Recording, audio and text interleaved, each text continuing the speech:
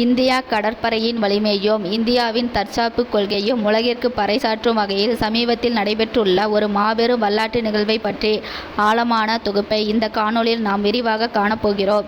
இந்தியாவை இனி எந்த நாடும் எளிதில் தொட்டு பார்க்க முடியாது என்ற நிலை இன்று உருவாகியுள்ளது. அதற்கு காரணம் பிரதமர் நரேந்திர மோடி அவர்கள் கொல்கத்தாவில் உள்ள ஷியாமா பிரசாத் முகர்ஜி துறைமுகத்தில் வைத்து முற்றிலும் உள்நாட்டிலேயே கட்டமைக்கப்பட்ட 3 அதிநவீன போர்க்கப்பல்களை நாட்டுக்காகவும் இந்திய கடற்படைக்காகவும் அர்ப்பணித்துள்ளார். ஐஎன்எஸ் துனகிரி, ஐஎன்எஸ் சன்சோதக் மற்றும் ஐஎன்எஸ் அக்ரே ஆகிய இந்த 3 போர்க்கப்பல்களும் இந்திய கடற்படையில் இணைந்துள்ளதன் மூலம் இந்திய பெருங்கடல் பகுதியில் நமது நாட்டின் ஆதிக்கம் பல மடங்கு அதிகரித்துள்ளது. இந்த காணொளியில் இந்த கப்பல்களின் அதிநவீன தொழில்நுட்பங்கள் என்ன, இவை எவ்வாறு நமது பாதுகாப்பை உறுதி செய்ய போகின்றன மற்றும் உலக புவிசார் அரசியலில் இந்தியாவின் பங்கை இவை எவ்வாறு மாற்றப் போகின்றன என்பதை பற்றி முழுமையாக எங்கும் தவிர்க்காமல் தொடர்ந்து விரிவாக பார்ப்போம். முதலில் இந்த வரலாற்று சிறப்புமிக்க நிகழ்வின் பின்னணியை புரிந்து கொள்வோம். கடற்படையை பொறுத்தவரை ஒரு கப்பலை நாட்டுக்கு அர்ப்பணிப்பது என்பது சாதாரண விஷயம் அல்ல. ஆனால் ஒரே நாளில் 3 அதிநவீன கப்பல்களின் சேவையில் இணைப்பது என்பது இந்திய இராணுவ வரலாற்றின் ஒரு மாபெரும் மைல்கல்லாகும். கொல்கத்தாவில் உள்ள கார்டன் ரீச் ஷிப்பில்டர்ஸ் மற்றும் இன்ஜினியர்ஸ் நிறுவனத்தால் இந்த கப்பல்கள் உருவாக்கப்பட்டுள்ளன. இது இந்தியாவின் மேக் இன் இந்தியா மற்றும் தற்சார்பு இந்தியா ஆகிய தொலைநோக்கு திட்டங்களுக்கு கிடைத்த மாபெரும் வெற்றிகளாகும். கடந்த காலங்களில் இந்தியா தனது பாதுகாப்பு தேவைக்காக வெளிநாடுகளை மட்டுமே நம்பியிருந்த நிலை மாறி இன்று நமக்கான அதிநவீன ஆயுதங்களையும் போர்க்கப்பல்களையும் நாமே சுயமாக தயாரிக்கும் அளவிற்கு தொழில்நுட்ப ரீதியாகவும் தொழில் ரீதியாகவும் மிகப்பெரிய அசுர வளர்ச்சியை நாம் அடைந்துள்ளோம் என்பதை இந்த நிகழ்வு ஆணித்தரமாக நிரூபிக்கிறது. இப்பொழுது இந்த 3 கப்பல்களில் முதலாவது உள்ள ஐஎன்எஸ் துனகிரி போர்க்கப்பலை பற்றி மிக விரிவாக பார்ப்போம். இமயமலையில் உள்ள புகழ்பெற்ற துனகிரி சிகரத்தின் பெயரை கொண்டு அழைக்கப்படும் இந்த கப்பல் சாதாரண கப்பல் அல்ல. இது ப்ராஜெக்ட் 17A திட்டத்தின் கீழ் உருவாக்கப்பட்ட 5வது அதிநவீன ஸ்டெல்த் பிரிகேட் வகையை சேர்ந்ததாகும்.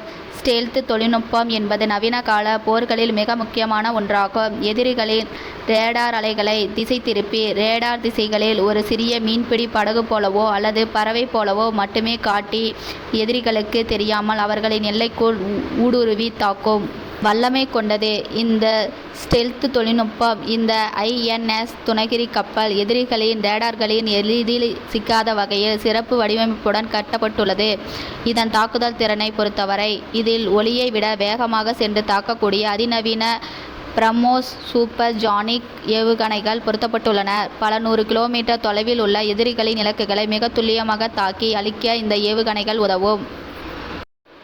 அது மட்டுமின்றி வானிலிருந்து வரும் அச்சுறுத்தல்களை முறியடிக்க பாராக் போன்ற நடுத்தர தூரம் சென்று தாக்கும் நிலப்பரப்பிலிருந்து வானில் உள்ள இலக்குகளை அழிக்கும் ஏவுகணைகள் இதில் உள்ளன. அதாவது எதிரிகளின் போர் விமானங்கள், ஏவுகணைகள் அல்லது ஆளில்லா ட்ரோன்கள் நமது கப்பலை நோக்கி வந்தால் அவற்றை வானிலே பல துண்டுகளாக சிதறடிக்கும் திறன் துனகிரிக்கு உண்டு.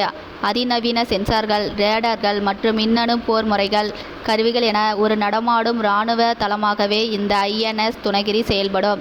இது இந்திய கடற்படையின் ப்ளூ வாட்டர் திறனை, அதாவது நடுக்கடலில் நீண்ட தூரம் சென்று ஆதிக்கம் செலுத்தும் திறனை மேலும் வலுப்படுத்தியுள்ளது. அடுத்ததாக நாம் பார்க்கவிருக்கும் கப்பல் ஐஎன்எஸ் சனசோதக். சனசோதக் என்ற வார்த்தைக்கு ஆராய்ச்சியாளர் அல்லது தேடுபவர் என்ற பொருள். பெயர்க்கேற்ப இது ஒரு பிரம்மாண்டமான ஹைட்ரோகிராஃபிக் ஆய்வு கப்பலாகும். போர்க்கப்பல்கள் என்றால் வெறும் துப்பாக்கிகளும் ஏவுகணைகளும் மட்டுமே என்ற சிந்தனையை தாண்டி அறிவியலும் ஆய்வும் கடற்படைக்கு எவ்வளவு முக்கியம் என்பதை இந்த கப்பல் உணர்த்துகிறது. இந்தியா கடற்படைக்காக கட்டப்பட்டுள்ள 4வது பெரிய அளவிலான சர்வதேச கப்பல் இதுவாகும். கடலில் ஆழம், நீரின் தன்மை, கடலடியில் உள்ள மலைகள் மற்றும் பள்ளத்தாக்குகள் ஆகியவற்றை முப்பரிமாணத்தில் வரைபடமாக்கும் பணியை இந்த கப்பல் செய்யும். இதில் மிகவும் சிறப்பம்சமாக ஆளில்லா நீர்மூழ்கி வாகனங்கள் மற்றும் கப்பலில் இருந்தபடியே ரிமோட் மூலம் இயக்கப்படும் வாகனங்கள் ஆகியவை பொருத்தப்பட்டுள்ளன. இவை ஆழ்கடலில் மனிதர்கள் செல்ல முடியாத இடங்களுக்கு சென்று தகவல்களை சேகரித்து அனுப்பும். ஒரு நீர்மூழ்கி கப்பல் பாதுகாப்பாக பயணிக்கவும், எதிரிகளின் நீர்மூழ்கி கப்பல் எங்கே ஒளிய வாய்ப்புள்ளது என்பதை கணிக்கவும் துல்லியமான கடலடி வரைபடங்கள் அவசியம். அந்த முக்கிய பணியை சன்சோதக் மேற்கொள்ளும். மேலும் ஜூன் 21ஆம் தேதி உலக ஹைட்ரோகிராஃபிக் தினம் கொண்டாடப்படும். அதே நாளில் இந்த அதிநவீன ஆய்வுகள் கப்பல் நாட்டுக்கு அர்ப்பணிக்கப்பட்டது ஒரு சிறந்த பொருத்தமாகும். இராணுவ தேவைகளுக்கு மட்டுமல்லாமல் சிவில் பயன்பாடுகள், ஆழ்கடல் வளங்களை ஆராய்தல் மற்றும் பேரிடர் காலங்களில் மீட்பு பணிகளுக்கும் இந்த கப்பல் பெரிதும் பயன்படும்.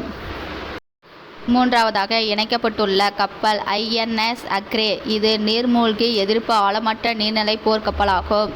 இது அர்னாலே கிளாஸ் வரிசையில் உருவாக்கப்பட்ட 4வது கப்பலாகும். இந்த கப்பலின் பிரத்யேகமான வடிவமைப்பு ஒரு மிக முக்கியமான தந்திரோபாய பணியை செய்வதற்காகவே உருவாக்கப்பட்டுள்ளது.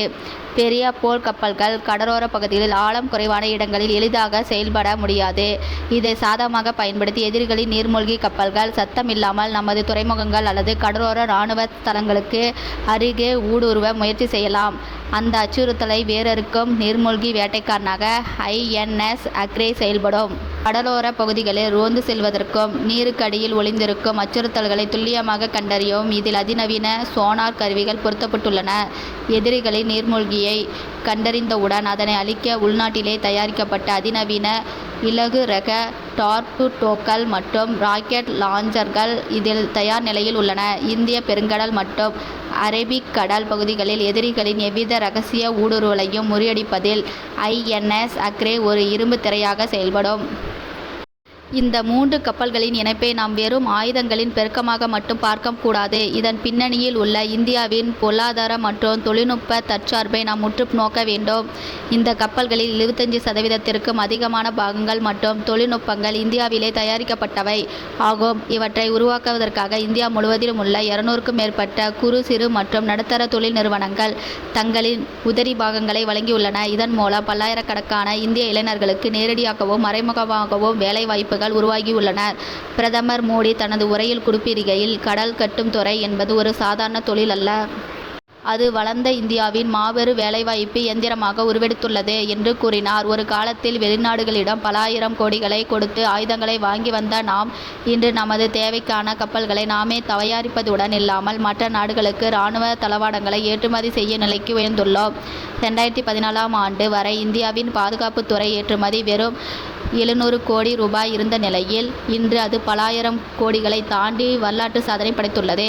இந்தியா இனி பாதுகாப்பு துறையில் வெறும் நுகர்வோராக மட்டும் இருக்க விரும்பவில்லை. நாமே உற்பத்தியாளராகவும் உலக முடிவுகளை தீர்மானிக்கும் சக்தியாகவும் மாற வேண்டும் என்ற பிரதமரின் வார்த்தைகள் இந்தியாவின் புதிய எழுச்சியை காட்டுகின்றன. இதன் புவிசார அரசியல் முக்கியத்துவத்தை நாம் கருத்தில் கொள்ள வேண்டும். இன்றைய உலக வர்த்தகத்தில் சுமார் 80%க்கும் மேலாக சரக்கு போக்குவரத்து கடல் வழியாக நடைபெறுகிறது. எந்த நாட்டின் கடற்படை வலிமையாக இருக்கிறதோ அந்த நாடு உலக பொருளாதாரத்திலும் வியூக ரீதியான அரசியலிலும் ஆதிக்கம் செலுத்தும் என்பதை வரலாறு பலமுறை நிரூபித்துள்ளது. இந்திய பெருங்கடல் பகுதி உலக வர்த்தகத்தின் உயிர் நாடியாக விளங்குவதால் அங்கு அமைதியையும் பாதுகாப்பையும் நிலைநிறுத்த வேண்டிய பெரும் பொறுப்பு இந்தியாவுக்கு உள்ளது. அண்டைய நாடுகளான சீனா போன்ற நாடுகள் இந்திய பெருங்கடல் பகுதியில் தங்களின் கடற்படை ஆதிக்கத்தை விரிவுபடுத்த துடிக்கும் இக்காலகட்டத்தில் இந்தியா தனது கடற்படையை நவீனமயமாக்குவது காலத்தின் கட்டாயமாகும். INS விக்ரநாத் என்ற உள்நாட்டிலே கட்டப்பட்ட விமானம் தாங்கிய கப்பலை சேவையில் இணையத்தில் தொடங்கிய இந்த புதிய சகாப்தம் இன்று INS துனகிரி, சன்சோதக் மற்றும் அக்ரே ஆகிய கப்பல்களின் வருகையால் மேலும் பலம் பெற்றுள்ளது. இந்திய கடற்படை ஒவ்வொரு சில வாரங்களுக்கும் ஒரு புதிய அதிநவீன கப்பலையோ அல்லது நீர்மூழ்கியையோ தனது படையில் இணைத்து கொண்டிருக்கிறது என்பது நமது கட்டமைப்பு திறனின் அசுர வேகத்தை காட்டுகிறது. நமது நாட்டின் பொறியாளர்கள், கடற்படை அதிகாரிகள் மற்றும் தொழிலாளர்களின் கடின உழைப்பால் உருவான இந்த கப்பல்கள் ஒவ்வொரு இந்திய குடிமகனும் நெஞ்ச நிமிர்த்தி பெருமைப்பட வேண்டிய ஒரு சாதனை சின்னமாகும். இந்திய கடற்படையின் இந்த மகத்தான வளர்ச்சியை பற்றியும் இந்தியாவின் தற்சார்பு கொள்கையை பற்றியும் உங்களது ஆழமான கருத்துக்களை கீழே உள்ள கமெண்ட் பிரிவில் பதிவு செய்யுங்கள். இந்த விரிவான பதிவு உங்களுக்கு மிகவும் பயனுள்ளதாக அமைந்திருக்கும் என நம்புகிறோம். இது போன்ற மேலும் பல சர்வதேச அரசியல், பாதுகாப்பு மற்றும் தேசத்தின் வளர்ச்சி சார்ந்த தகவல்களை உடனுக்குடன் மற்றும் ஆழமாக தெரிந்து கொள்ள நமது சேனலை சப்ஸ்கிரைப் செய்து ஆதரவளியுங்கள். காணொளியை இறுதி வரை பார்த்ததற்கு மிக்க நன்றி. ஜெய்ஹிந்த்.